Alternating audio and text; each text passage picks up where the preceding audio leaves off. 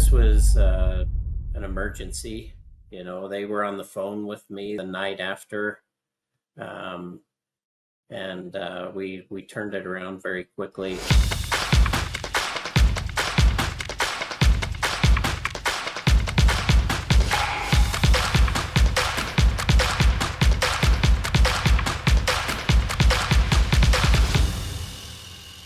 For over 5 years, Robotic has partnered with over 1,000 clients worldwide, completing over 30,000 jobs from quick turnarounds to the most complex projects.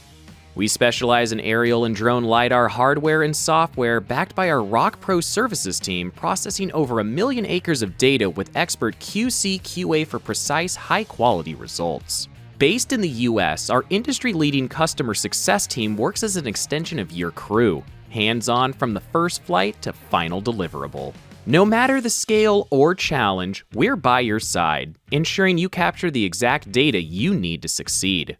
Welcome back to the Rock Ultra Demo Tour, where professionals in surveying and geospatial services put the new Rock Ultra LiDAR to the test. We talk about the experience, the workflow, and most importantly, the data. Today, I'm joined by Kevin Dawson and Burton Christensen of Sunrise Engineering, Utah, United States of America. Before we get into their Ultra experience, let's start with a little background. Kevin, tell us about your business and what you do. Yeah, my name's Kevin, and I work for Sunrise Engineering. I specialize in 3D imaging, so that usually involves lasers and drones, and sometimes drones with lasers. I spent a lot of time with laser scanning, both tripod-based as well as photogrammetry. Been using Rock products now for about 2 years, and just recently demoed the Rock Ultra. Awesome. Thank you, Kevin. And then Burton, I'll give you an opportunity to introduce yourself. Sure, I've been with Sunrise Engineering for about 28 years. Lots of specialty in ground-based laser scanning and also aerial LiDAR. We work all over the country. We work internationally as well, and it's our favorite part of the business. Absolutely. Speaking of the business, give us a little bit more background about Sunrise Engineering and what kind of projects y'all typically work on, and what a day-to-day kind of basis is for you guys working with Sunrise Engineering. A lot of work in mining, also energy. We get involved in energy storage projects. We're on a multi-billion-dollar geothermal project right now. We've done a little bit of work overseas. Like I said, we have a fun project we're working on in Panama. We've flown that a couple of times. It's a mine that was mothballed about 30 years ago, and we have done airborne LiDAR work down there. As the jungle is grown in over the mine, that airborne LiDAR creates a beautiful bare earth model where you can see all of the features that are completely invisible in Google Earth and other, legacy aerial data sets. Yeah, absolutely. And you mentioned 28 years. 28 years, guys, messing around with lasers. How awesome is that? Yeah, not scanning the whole time, but I mean, Yeah. we got into it. We're probably second generation guys. We weren't using laser scanners when they were just a block on a tripod that didn't rotate, but we came in fairly early. We're close to 20 years with that tech now. We're a little shy of 20 years. That's on a pioneer level there. So kudos to you in that, because, obviously that's what we built our business around and what we love and what we're passionate about. We often tell people that our elevator pitch of what Robotic is that we shoot lasers out of the sky into the ground to create 3D maps of the world around us. And it's always been just such a fascinating and interesting thing for me. So getting into that aspect and LiDAR, can you tell us about the project site you chose to demo for the Rock Ultra LiDAR? it's a fairly high profile site. There's news articles about it. There was a fire on a very steep mountain. It took maybe a week to contain the fire. It's a large draw above one of the largest metro areas in Utah. And about 10 days after the fire, there was a storm event where there was an inch of rain in a little over 30 minutes. And it might have been 60 minutes. I don't know. It was heavy rain very quickly, and that caused a significant mudslide that came into town, came off of the mountain, made it into town, and it put about 4 feet of mud inside the hallways of a large church Oh, at the no. base of the mountain. And so it's been all over the news. And Kevin's been great at pioneering, different techniques using legacy airborne LiDAR data sets. So he didn't mention it before, but he actually tested for his Part 107 on the morning of the first day that testing was available to get Part 107 certified.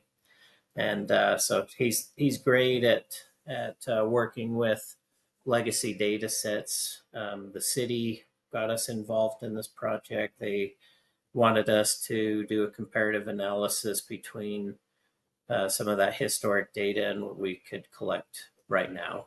And so he oriented as much of the historic data as he could, and then we flew the entire basin. It's fairly steep hill. I mean, it's the Wasatch Mountains above Utah County are very steep mountains. And we've so far done a comparative analysis from surface to surface based on those older airborne LiDAR data sets and what we collected recently. Yeah, and this is a very large piece of a section that you guys mapped at. I believe it's 878 acres.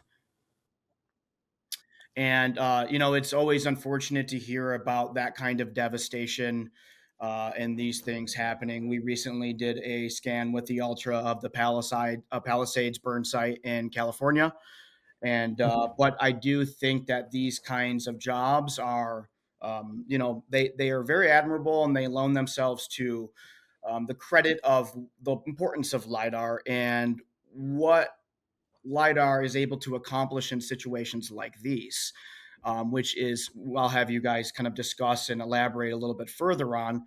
So my follow-up question would be, with the Rock Ultra specifically, what were you trying to prove or accomplish on this specific project with the mudslide and fire recovery? So with the Rock Ultra specifically, we were looking at, because it's such a steep hill and it's such a large incline when you're flying that and doing terrain following, there's always the lower altitude you fly, the higher the risk is of not getting adequate data for overlap or even just the functionality of being able to fly it. And so it was really important to be able to fly this at a higher altitude. And so we wanted to, but we also wanted to get good quality data because we need to be able to give them good information. So being able to fly that at a higher altitude and still get great data. The area that was burned, there wasn't a lot of vegetation, but in the areas adjacent to the burn, there was a lot of vegetation. So it's really interesting to look at how well the rock vegetation penetration produced. It was, I was really impressed with that, as well as how the rock data was. Yeah, absolutely. We'll definitely get into that. But before we do, I'm going to talk a little bit more about, what you mentioned. One of the key benefits of the Ultra is the ability to fly high. How high exactly did you fly the Rock Ultra LiDAR system? So we were train following the AGL at just under 400. However, because the mountain went up so quick, there were times where we were 2,000 feet above the takeoff location. Train following, of course, at just under 400 from the AGL. Wow. And so was definitely very high. I was surprised. One of the things I was impressed with was battery life. And the Rock Ultras is a larger payload for the M350 that we were flying it with, and battery life still seemed to hold pretty well, especially for such a large ascent as we were doing the data train following. Yeah, we've been hearing that a lot. We love to hear that. That's one of, another one of the key benefits of the Ultra is the ability to not have to worry about hot swaps. So I'll ask you, how did the Ultra shape the way you planned your mission and the time in the field? So being able to pick the higher elevation or the higher altitude allowed us to do a much quicker flight, just because we didn't have to do as many flight lines. And so that reduced it. We did still do hot swaps on the batteries. It's a very large area. That's not something we could do in just one battery. So we did have a few hot swaps, but except being able to have that higher altitude. Also, the point density was really high, and so we didn't need to do really significant overlap. So we reduced the overlap down, and that also decreased the flight time. Understood. Yeah, that's good to know. And yeah, once again, really big job, guys. You can definitely fly a lot of jobs with the Ultra with just one battery, but this one in particular, definitely 800. It's the biggest one we've done so far with the Ultra. So I'm super excited about that. So let's talk a little bit about the data. Let's bring that up on screen. And I'll ask, what stood out to you most about the point cloud and the data from this flight? As I was looking at it, the cleanliness, like just how neat the data was. So when I'm looking at LiDAR, I'll look at a ground surface without cover and kind of look at the noise spray. And I didn't see any real significant noise spray for the kind of the thickness. I always call it fuzziness. I know that's a very scientific term, but I always look at how fuzzy the data is. So it's easy to look at ground surfaces, obviously concrete, asphalt, hardscape. And it was really clean, especially for being at 400 feet. The other thing I was impressed with was how much detail was collected on the power lines. The power lines weren't a significant concern for this particular project, but at a 400 AGL, those power lines are still solid. I mean, there's no gaps in the data or missing data on the power lines. Super important stuff there to be able to capture the power lines and keep it crispy even at that 400 feet AGL. So let's talk a little bit more about the features of the data set and some of the ground detail that we were able to capture. Yeah, so if you look at you can kind of see the flow line or the center line of the draw there. As you zoom in, you can actually see where a lot of the water, the rain, and washed the mud away and what caused the mud. And so I thought that was really great to be able to see that in depth and detail. There we go. There's the surface model popping up there. Yeah, wow, you can really see that running right through. Super important. So, when you first saw the data and you were looking at it, what was your instant reaction? Did you feel like, okay, this has accomplished the job for what we needed? Oh, absolutely. I mean, it was really clean. And yeah, I was really happy.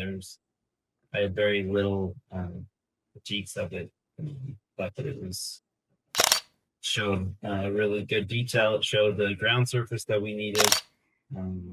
Yeah, I was really pleased with it. Awesome. So I do see there's a lot of steep slopes. You said there, because of the burn, there wasn't much vegetation there, but just speak a little bit more about how the Ultra performed in those challenging areas.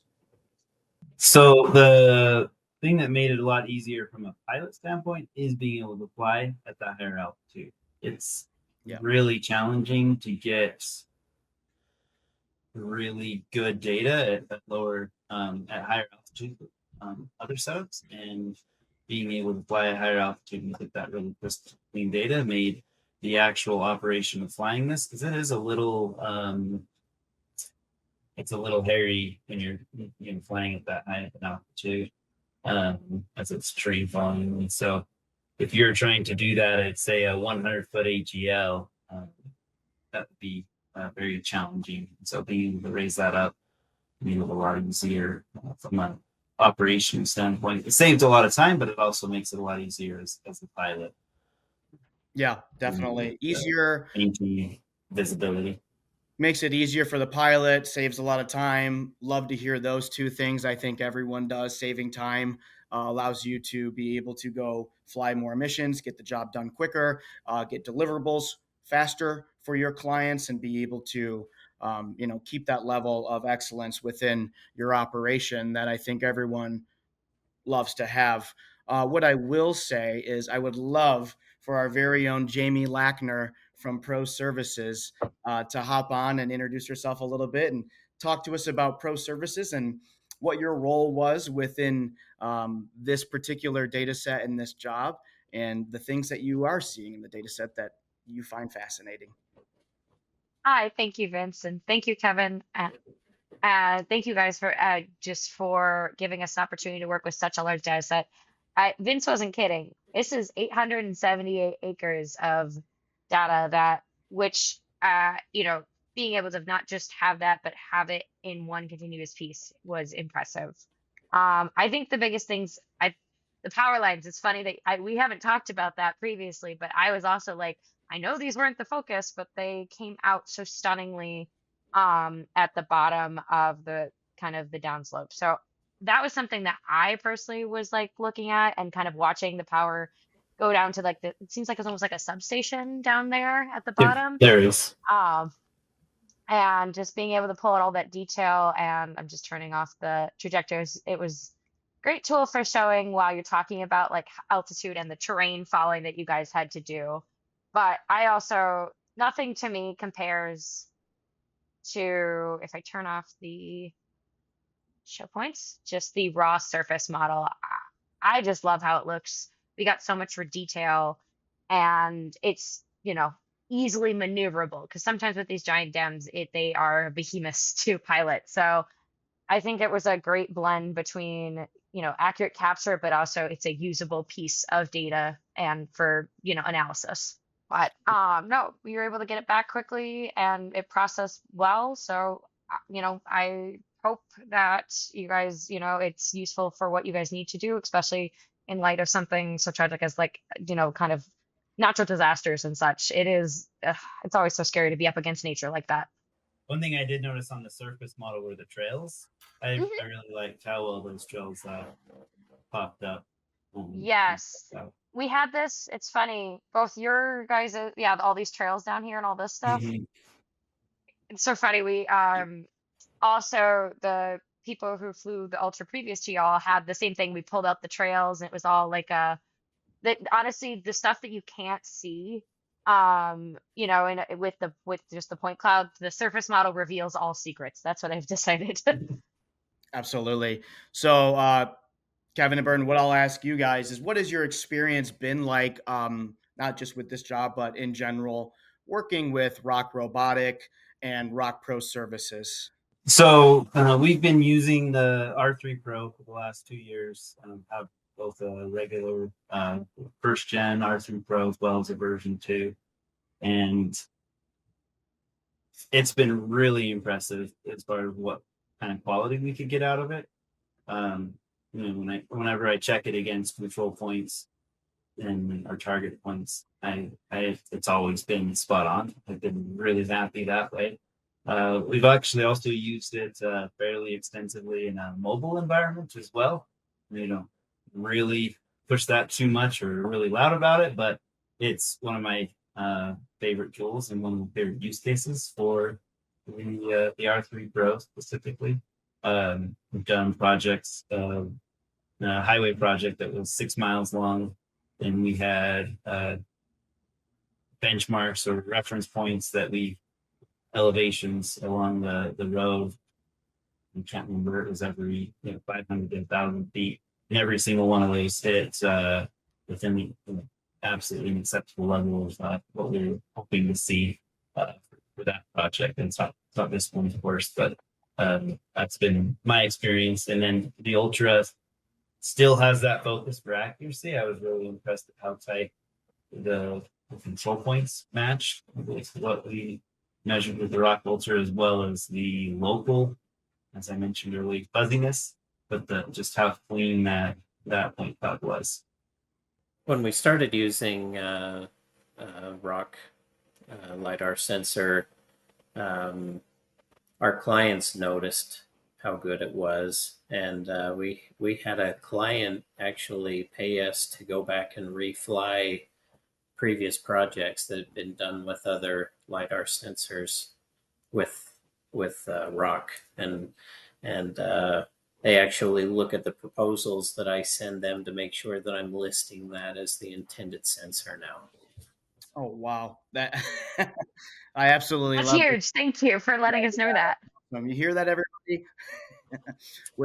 Everyone wants to make sure that we're using the rock lidars on their jobs. So, guys, that's a beautiful testament, and we really appreciate that feedback. Let's go back into the Ultra a little bit more from field to finish. How did it affect your entire workflow? So the fill procedure was smooth. Like I said, we did it all as one continuous data acquisition, which just simply means we hot swapped the batteries in between without any issues at all, and then came back, processed the data in Rock Desktop. We already have a license at Rock Desktop, so there wasn't any real learning curve from that standpoint. Although I will say Rock Desktop's really easy to use. I'm very familiar with it, but it's also very user friendly. And then from there, we uploaded the data just to the cloud for Jamie to take a look at it with their pro services. Yeah, absolutely. And I think Jamie did a phenomenal job with this data set and getting the deliverables. So thank you, Jamie. We appreciate you hopping on and talking data with us as always.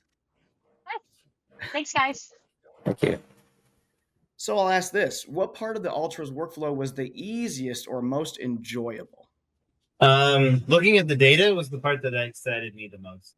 Going back and looking at how clean that was for such a high altitude, that was absolutely my favorite part.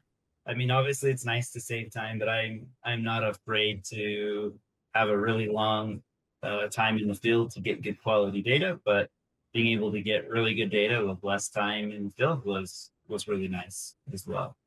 And so it's in a lot of ways, it's we always want to have the best quality data that we can for a given project and what the project needs are. Being able to do that faster is nice, or being able to do it from a little bit farther reach, that was really helpful. Made it a lot easier in the field for us. Yeah, being able to accomplish it faster is important, but not as important as the end result in getting the data that you need, the data that your client needs. And with the Rock Ultra, you're able to accomplish both. You can get the job done quicker without compromising the quality of the data. So, if you had to sum up your Ultra experience in one statement or phrase, what would it be? We got excellent quality data very quickly and easily. Yeah, and I'll echo that. We're getting good, dense, accurate data at altitude rather than flying, 150 feet off the deck like we used to on some of the other data sets to achieve the same results or even weaker results. Awesome. Really appreciate it, guys. Thank you so much for joining us for the demo tour. And I will ask, have you turned this over to your clients yet? Have they seen the data on their end? Yeah. I have sent them data to review. Yeah. Yeah. Have you got any feedback from them yet? They're pleased. I mean, this was an emergency. They were on the phone with me the night after, and we turned it around very quickly. I think we were on site doing recon a day after they contacted us, and then we flew it the day after that. So it's helping them with their analysis. They have geotechnical engineers that are involved in this. They've actually had another slide since then. This is just this week they had another slide, and so I mean we will probably end up flying it again just because it's a ongoing risk to that part of town, and the preventive measures they're trying to get in place can't be put in place immediately. And so it's helping them analyze if there's any staged barriers that can be put in place, or they can get a little more creative on how to mitigate this rather than having to rely on some of their traditional efforts where they make more assumptions. They have more information at their disposal to make good choices. Well, I'd like to thank you, and we really appreciate the work you're doing over at Sunrise Engineering, and it's very important work, and we love to have been a part of that important work, and you using the Ultra on a very necessary but unfortunate situation. And we thank you for your time and joining us today. Everyone, if you're interested in looking at this data set a little bit closer, you can go ahead and hit the description. There will be a link to an article with a full case study, and you will be able to go view the data and explore it yourself in the Rock Cloud processing platform. So everyone, please be sure to do that. Kevin and Burton, thank you guys. Thank you. Enjoyed the time. Thank you. Appreciate you. Okay, everyone, we'll see you next week for the Rock Ultra Demo Tour. Same place, same time. Rock on.